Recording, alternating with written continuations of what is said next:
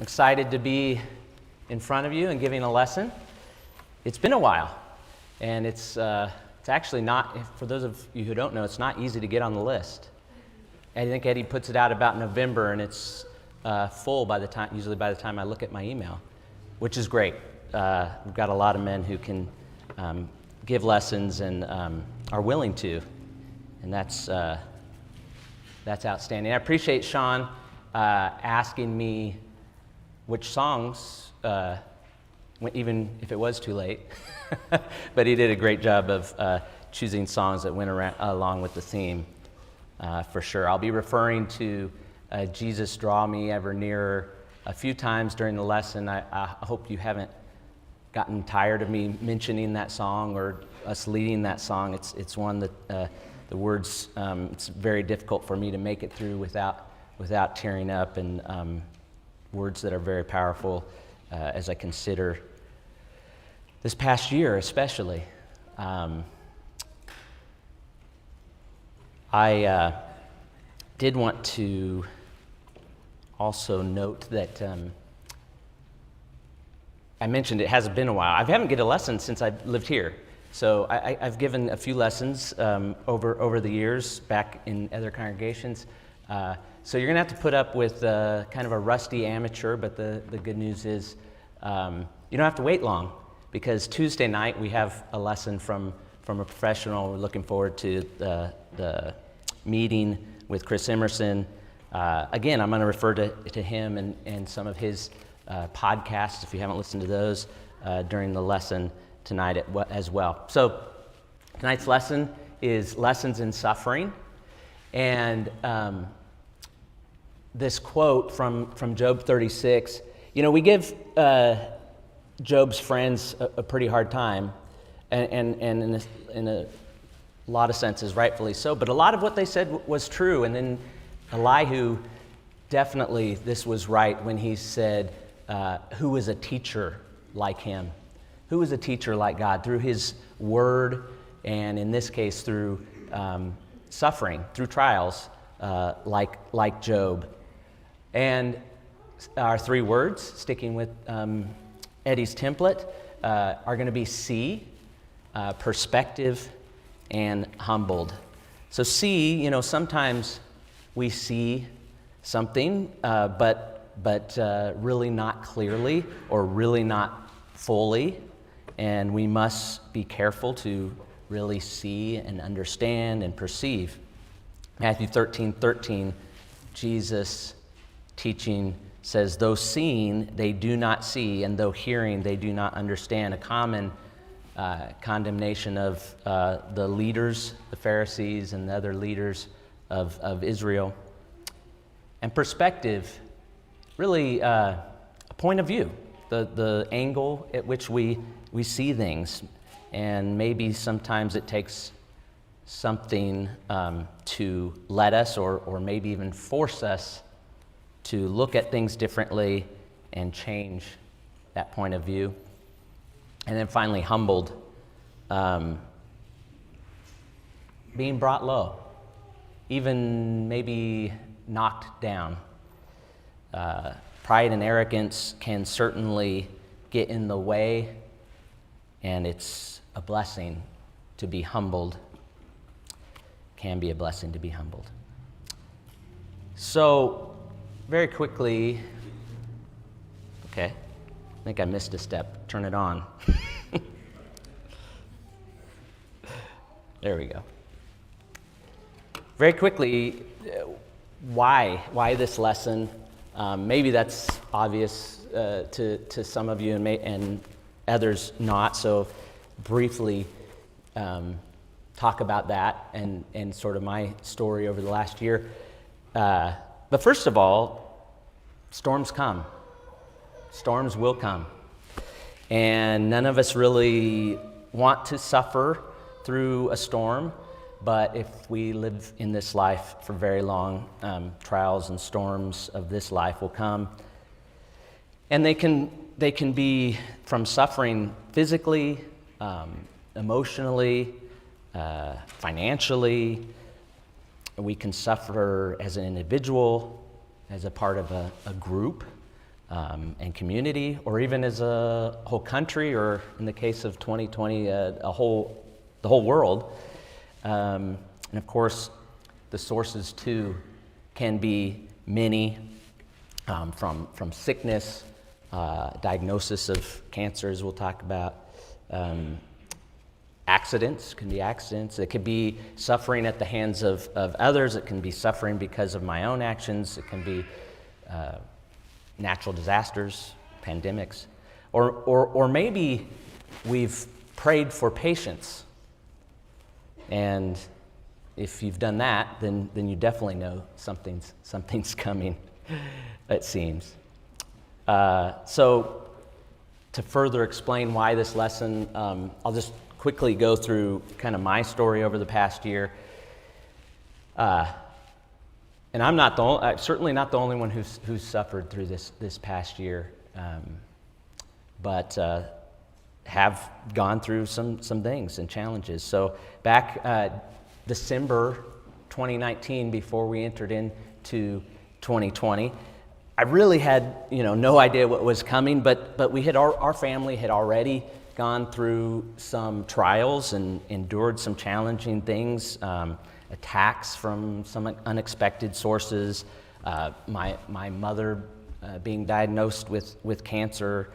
It had been a challenging year, and we were up with my brother for Christmas. We all met up in Kentucky,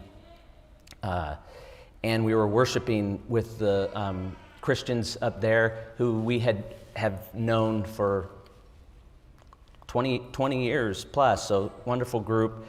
And we sang Jesus Draws Me Ever Nearer. For the first time, I remember hearing it. And actually, my nephew led that song while we were up there during a singing.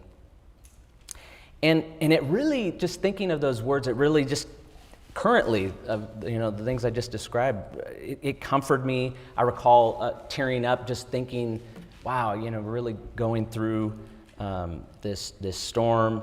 Jesus, draw me ever nearer as I labor through this storm. And I had no idea 2020 was gonna bring so much more. But you'll see as we go through this lesson, it's really been a blessing, and trials and suffering can be a blessing. So then comes January and of this past year, almost exactly a year ago, and I am going in to get some health problems checked out, things I wasn't sure what was going on. Is this working if I step away? Okay, great. And I find out I have a very large tumor, and they say it needs to be removed. And by the way, we can do surgery in 2 days. And shortly after that, I find out that the cancer from that tumor had spread into my lymph nodes, in my abdomen, and then also several spots on my lungs. And that's shocking. That's hard to hear. Certainly, that is your world being shaken. And they said the good news, I guess, is if there's a cancer you would choose, if you had to, this would be one of them. The chances are really, the chances for survival are really high, 75%. And I think I shared that with some of you as this was all happening, and that sounds good. And, being a basketball coach and playing basketball and working with my kids, free throw percentage, 75% good, right? You only miss 25%. But when we're talking about your life, and you say, I have a 25% chance of dying right now from what they were just told me about. That doesn't sound quite as good. And the doctors told me, you need to get this treated, or it will take your life.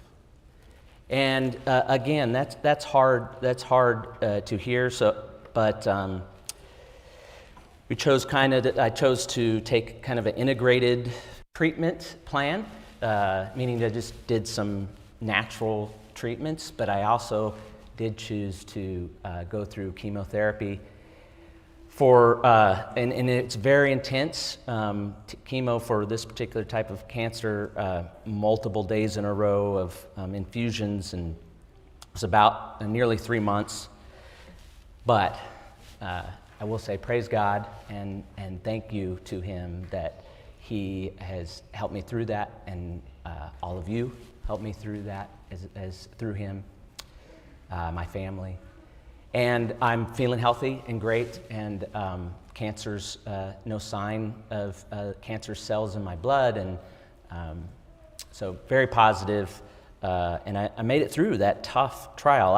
This is all while we were shut in, right, in COVID, the beginning of COVID, and so many of you didn't see me much. Some of you did.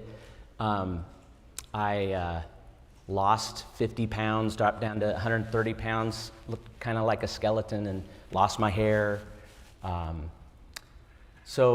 This kind of thing and this kind of trial and suffering, sickness, really, humbles you, and we'll talk more about that. But really what I want to share is I knew I was going to do this, but, not keep up with is how you respond, right? How do we respond?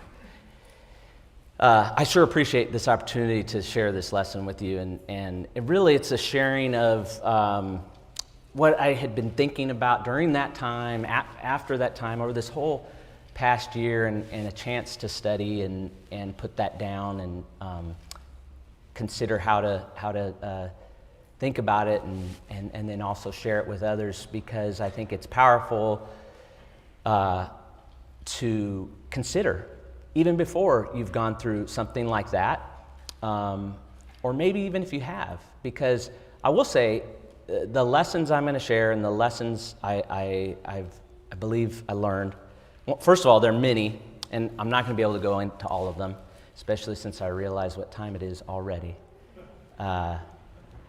So we'll get right into it. But thank you for this chance. So how will we respond? Proverbs 1, it's wisdom shouting out in the streets. And when the point hits when we are in a storm, will we have that wisdom to call upon? Will we have filled ourselves with it, or will we find ourselves without it? And as is shown in that proverb, wisdom laughs when we've come to that place. 127 says, when your dread comes upon you like a storm, and your calamity comes like a whirlwind, will you have the wisdom to call upon? And will your foundations hold up? This is the time they'll be tested. We'll talk a little bit more about this, but have I built my life on solid ground or sifting sand? One thing's for sure, God's not shaken, and he cares for and helps us. Psalm 62 and verse 6, he alone is my rock and my salvation, my refuge. And because he's not shaken, I will not be shaken when I cling to him and when I build on his life. Skipped over one little thing before I move on, but I was so glad the prior year, I think it was 2019 or earlier in the year I talked about, that we studied the book of Job, and it just I really enjoyed the study while we were going through it, and certainly looking back as the next couple years came, I was so glad to have Job as an example. James, turn with me to James chapter 5. One we know well, but 10 and 11 says, "As an example, brethren, of suffering and patience, take the prophets who spoke in the name of the Lord, and we count those blessed who endured. You have heard of the endurance of Job and have seen the outcome of the Lord's dealings, that the Lord is full of compassion and mercy." And certainly Job as an example, and Job as a book that we can learn so much about God and who he is and how he cares for his people and the purpose of suffering and trials. Okay, I'm going to have to move. I won't spend a lot of time on this because Eddie spent a lot of time on it this morning. This first slide is just really probably the things I would say I wish I would have done better. I wish I was more prepared. And so this is my, if we know storms are coming, be prepared. We see storms that come on our East Coast or into the Gulf, and we watch the preparation on the news. What do? They fortify, they get ready for them. And so here's some things that, some of which I was successful in and did, and some of which I feel like maybe I failed and could have done better. So study the Word. We know 2 Timothy and be diligent, right? To build our faith, as Eddie was talking about this morning. Certainly that gives you a preparation. And this is sort of what I was talking about with the book of Job and really studying the Old Testament a lot in general and considering who God is, his sovereignty, and the blessings he provides. And that's the wrong verse on that one, but so let me catch up with my notes.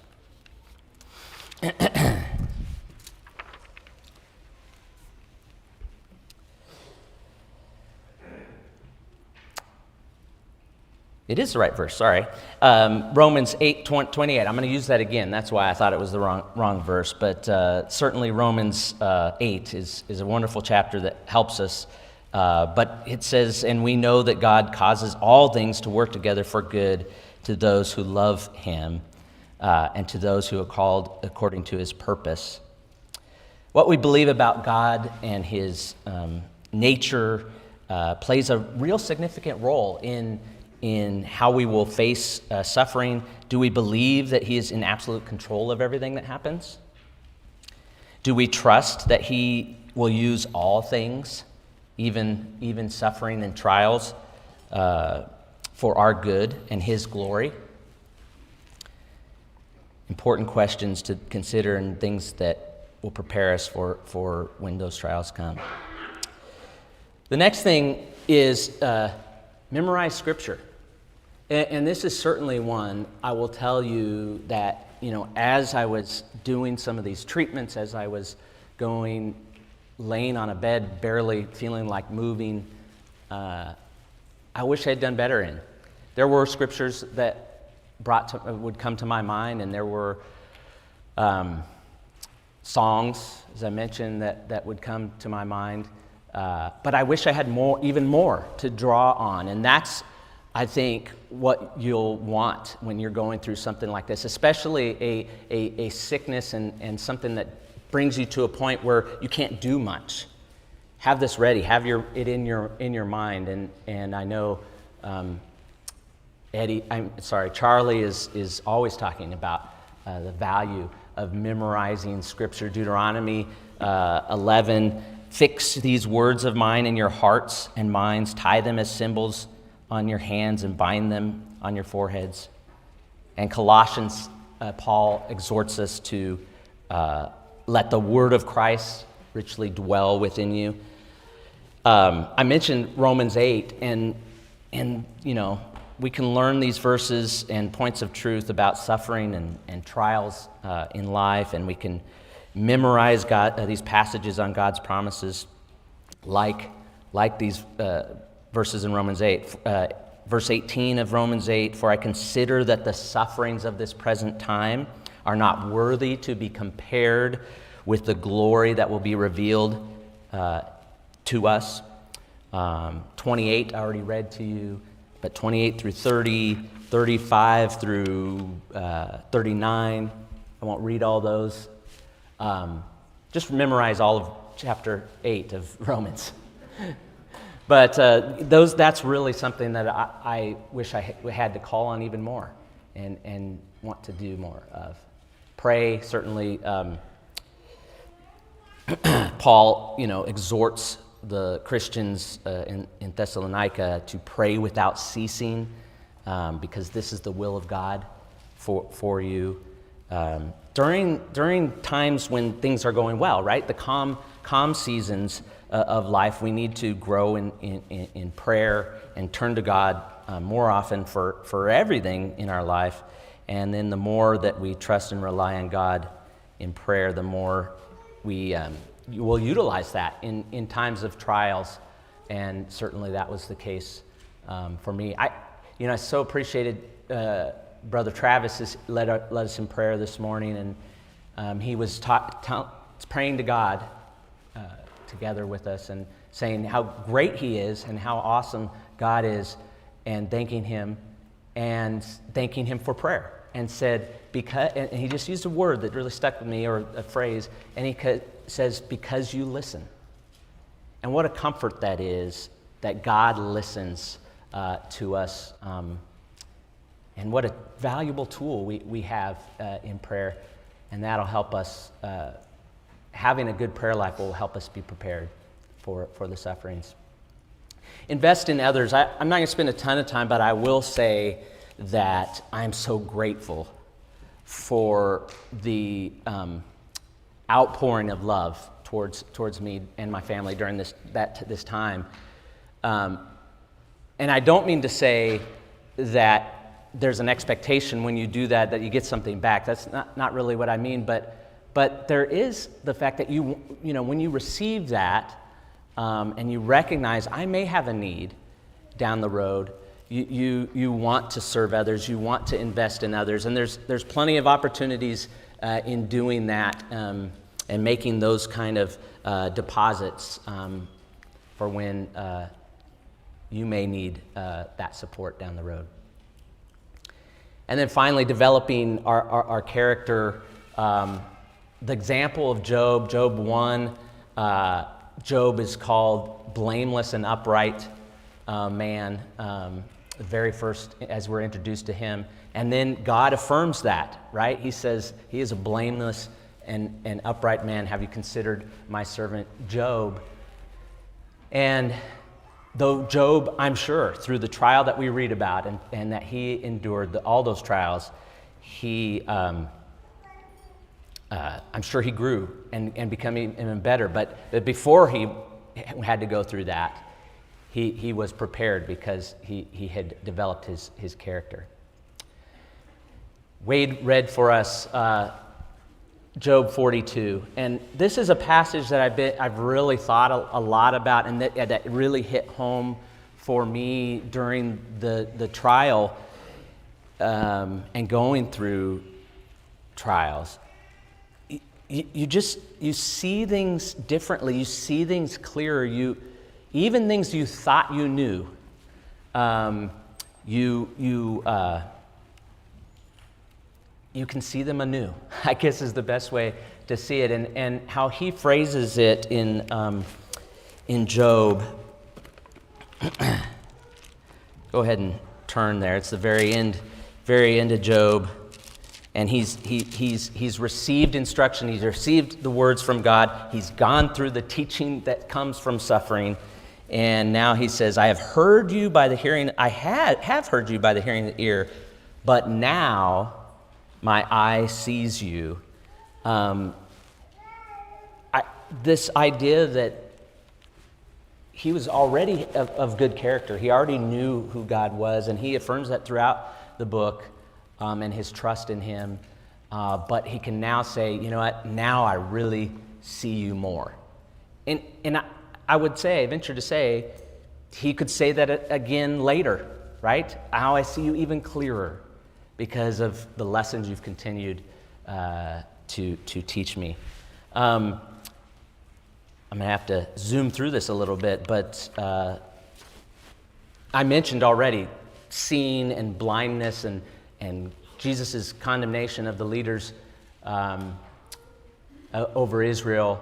And in John 9, he says it very interestingly. He says, you can't see because you think you see. And I wonder if that's what Job was repenting of. You know, we're told a couple times in Job that through all of this he did not sin. So I don't know for sure, but he repents. And maybe he's just repenting of saying, you know what? I had some arrogance and thought I saw. And that limited me. That kept me from truly seeing you and seeing who you are and everything that you have to offer for me. And anybody else's kids use that? Or I don't know if my oldest son is here. He was maybe going to come. I remember hearing it from him. I already know. You give some kind of instruction and you say, well, I think you should. Oh, I already know. Dad, I already know. And it used to drive me crazy. But really, we have to realize that limits us when we say we already see. And that was the point he was making to the Pharisees. All right, so let me catch up. I see God. I see God clearer. I see what he has for us. Jesus says, blessed are the pure in heart, for they shall see God. Trials and suffering certainly help to purify our hearts and help begin to heal us. And then we're ready. Then we're ready to seek God and know him more, know him through his Son, as Jesus says in John 1:9.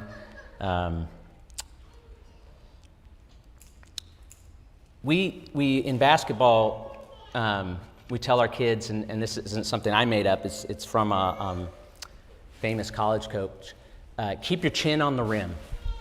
Chin on the rim. And the reason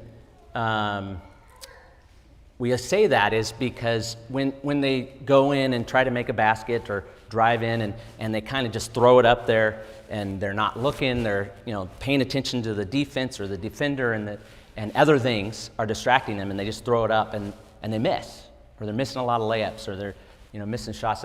And we say keep your chin on the rim, and that it means your head's up and you're focused on the goal and you're looking to that goal.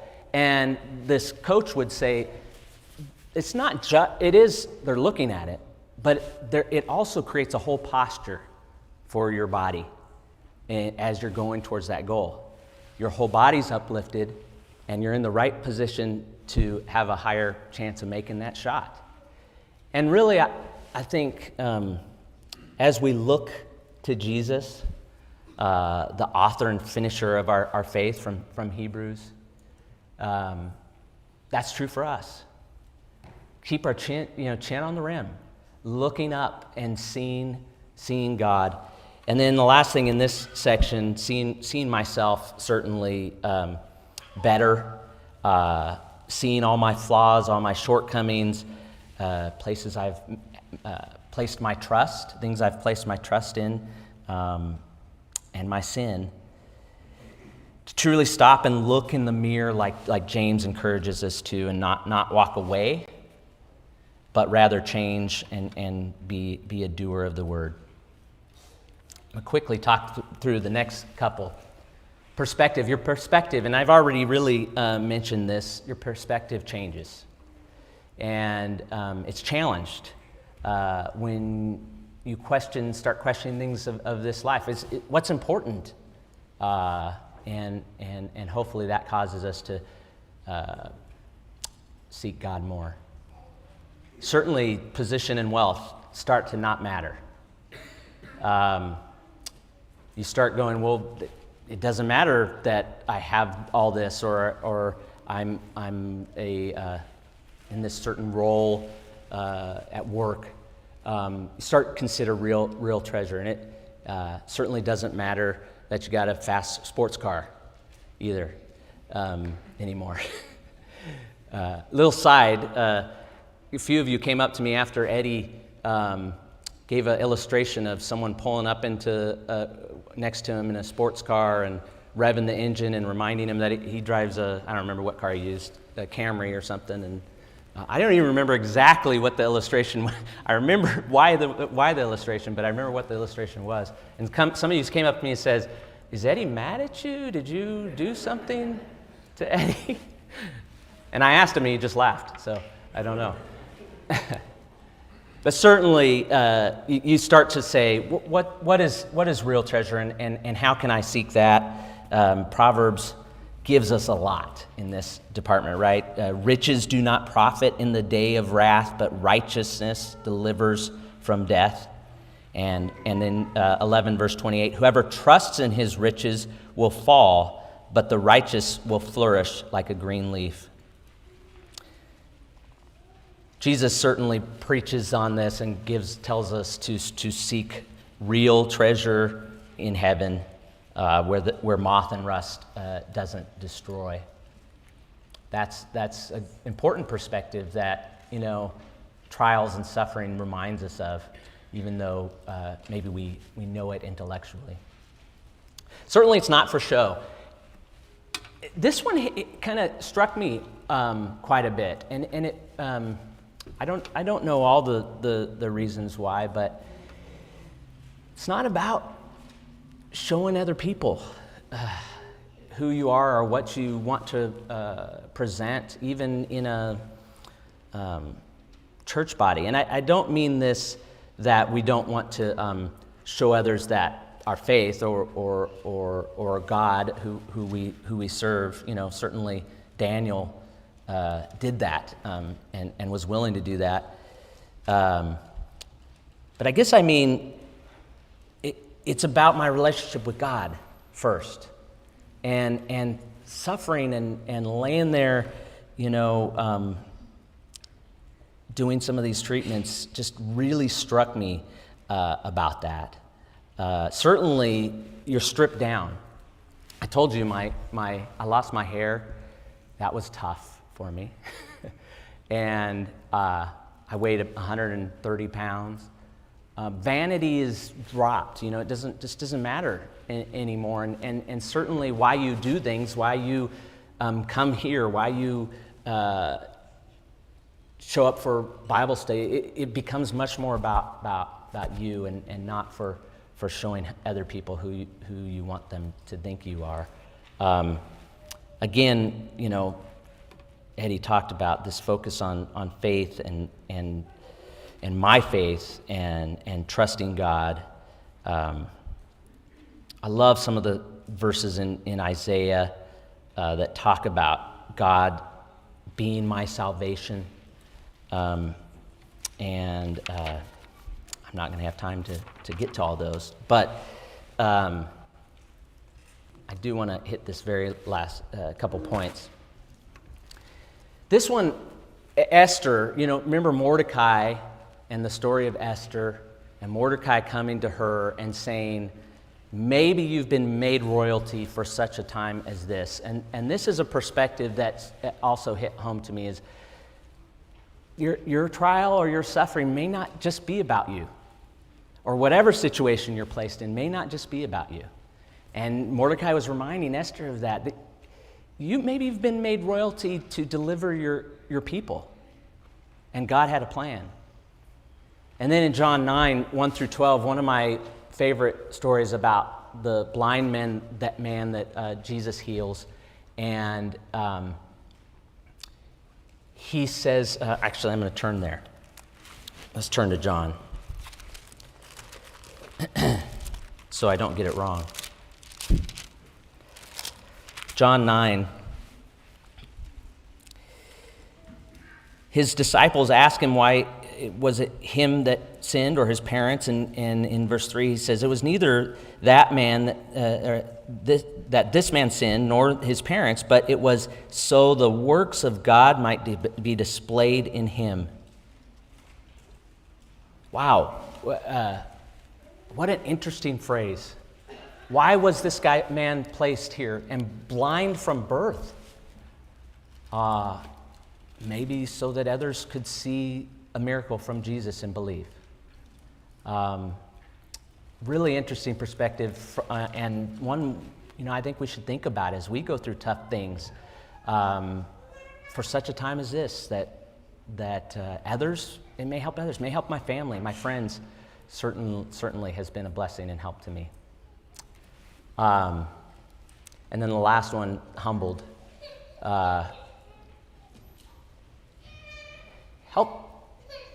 It just helps you realize again that you need God, you need His salvation, you need His shield, His comfort, and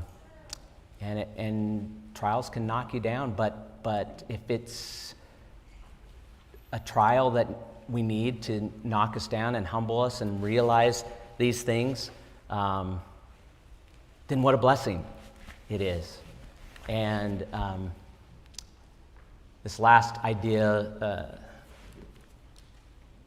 the teacher will appear. We've heard that saying probably quite a bit. When the student is ready, the teacher will appear. And like I said, if it takes preparing through a trial to make us ready and be ready to hear from the great teacher, what a wonderful blessing. So, again, with Eddie's template, I guess we have to have a question.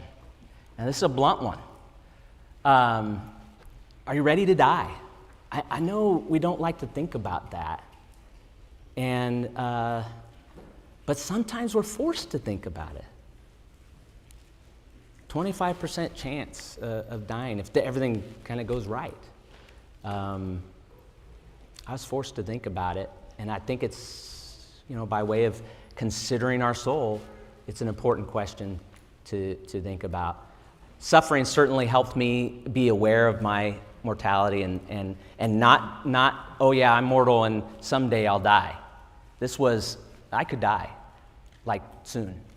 It's important to be reminded of that. But whether we go through something like that or we see our family members or friends and things happen, and be reminded.